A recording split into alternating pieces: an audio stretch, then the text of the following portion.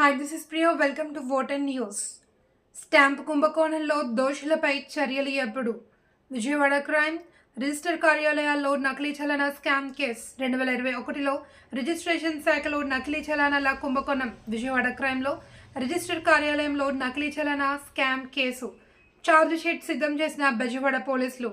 2021లో registration శాఖలో నకిలీ చలానాల కుంభకోణం.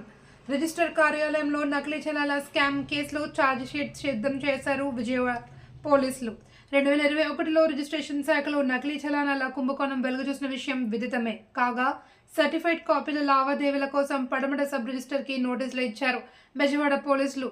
దీంతో పడమట సబ్ రిజిస్టర్ సంబంధిత కాపీలు అందించారు. ఇంకా 4 నిందితులు డబ్బులు తిరిగి చెల్లించాల్సి ఉందని బెజవాడ పోలీసులు చెబుతున్నారు.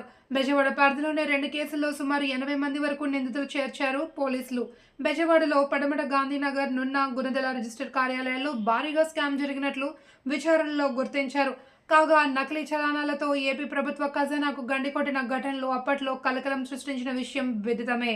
నకిలీ చలానాల కుంభకోణం వెలుగు చూసిన తర్వాత రాష్ట్రంలో అన్ని సబ్ రిజిస్టర్ కార్యాలయాల్లో ఆన్లైన్ ద్వారా అప్లోడ్ చేసిన చలానాలపై పరిశీలన కూడా జరిగింది. 2020 జనవరి నుండి అప్లోడ్ చేసిన చలానాల్లో తనిఖీల్లో మోసాలు బయటపడ్డాయి. మరింత సమాచారం తదుపరి ఎపిసోడ్స్లో.